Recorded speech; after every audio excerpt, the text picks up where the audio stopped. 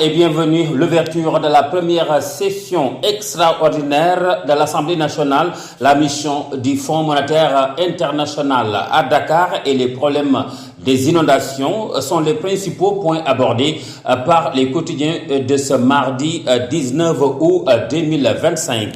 Nous démarrons avec le quotidien qui nous liste les 3 points de la mission du FMI à Dakar. D'abord, l'audit du cabinet Forvis Mazars, les subventions à l'énergie au cœur des échanges, les contours d'un éventuel accord avec après 1 an de gel. Et 3e point, la durée de la visite étalée sur 1 semaine. D'après le point, c'est une visite technique pour renforcer la concertation économique. Et cette visite démarre aujourd'hui, ajoute l'As quotidien qui parle d'exécution budgétaire 2025, de préparation de la loi de finances initiale de 2026 et de réforme du gouvernement. Une mission du FMI à Dakar. L'Indépendant nous apprend que c'est dans le cadre de la poursuite des discussions avec le Sénégal. Un staff visite du FMI au Sénégal durant la période du 19 au 26 août 2025. Elle est centrée sur le suivi technique des dossiers en cours et constitue un cadre privilégié pour renforcer les échanges et la concertation. Une concertation ouverte donc pour 1 semaine entre le FMI et le Sénégal. Elle est aussi ouverte, nous parlons de la première session extraordinaire de 2025 de l'Assemblée nationale.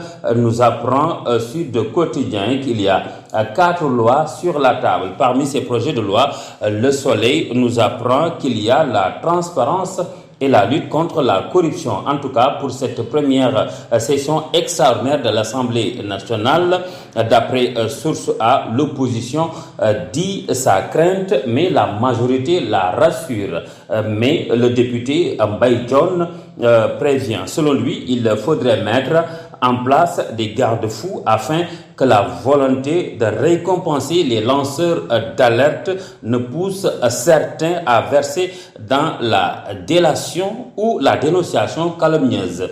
Concernant la création d'un autre OFNAC, les affaires Azer et Onaz doivent être les premiers dossiers à éclaircir selon le mouvement Nailer. Une déclaration à lire dans Tribune. Les affaires Onaz et Azer sont une entrée consistante sur la table, donc l'omerta sur ces scandales. Si posés ou réels portent un coup la réputation du Sénégal. D'ailleurs, ces scandales, Azer, Wali Diouf Bodian, Fadilou Keïta, Maïmouna Dièye, Biram Souley Diop et El Malick Ndiaye, l'évidence nous apprend qu'ils sont à loupe du single Projet de Tchad de Snooker qui est à cœur ouvert. Le rap face à la politique, l'héritage contestataire du hip-hop sénégalais, ajoute l'Observateur qui barre à sa une Diomaye Sonko, l'exception de la critique prématurée.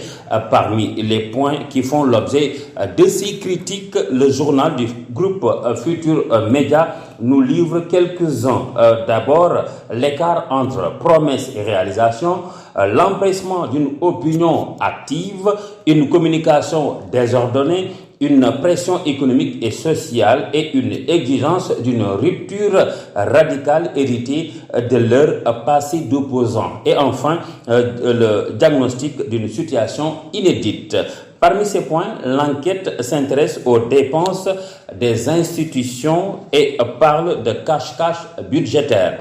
Selon ce quotidien, le gouvernement supprime volontairement des données clés du rapport trimestriel d'exécution budgétaire. Et l'opposition dénonce une manœuvre inquiétante. Doudou Wade, dans Walf Quotidien, accuse les députés sur les dépenses cachées des institutions dans le rapport. Nous restons avec Walf Quotidien qui parle à sa une de la facture salée des inondations dans la vallée du fleuve Sénégal. Selon ce journal, des personnes sont obligées de quitter les lieux pour ne pas mourir de faim. En ce même moment, à Ouargla Nguna, Grand Panel nous informe que la foudre fait 3 3 victimes. Les inondations constituent un problème récurrent. Des investissements auraient dû être faits, des fonds alloués et l'initiative du plan de redressement aurait pu être mieux préparée. Une déclaration d'Abdou Khadre Sall à lire dans Direct News, le président du mouvement Askanou Sénégal qui soutient l'action du gouvernement, dit tout sur les inondations, le plan de redressement, le FMI et la réduction du train de vie de l'État. Justice à présent. La Tribune nous apprend que Farba Ngom dément toute proposition financière à Maître Ciré Clédor Ly pour la Diop. Ses avocats saisissent le bâtonnier pour éclairer l'opinion publique et rétablir un certain équilibre dans le traitement médiatique. Affaire Barthélémy Diaz, un rebondissement est noté dans l'affaire de la mairie de Dakar, nous informe Les Échos. D'après ce journal, la Cour suprême perturbe les plans du pouvoir. Son recours sera examiné le 18 septembre prochain, mais en attendant son successeur, son élection est prévue le 25 août 2025. Sport pour terminer, l'Afrobasket 2025, Rewmi Sport nous donne le résultat. Sénégal, Soudan du Sud, une victoire des Lions, 78-65. Point actu, ajoute le Sénégal bat le Soudan du Sud et se qualifie en quart de finale. Les Lions feront face aux Nigérians, toujours invaincus depuis le début du tournoi. Du côté des Lions locaux du football, ils feront face aux Soudanais pour l'ultime journée du groupe D du CHAN 2025, nous apprend Tribune Sport. Un partage du nul suffit pour les Lions d'accéder en quart de finale. Quart de finale Afro-Basket, quart de finale pour les Lions du CHAN. Bonne chance aux Lions. Bonne chance également à vous, chers internautes. Merci d'avoir suivi. Rendez-vous demain.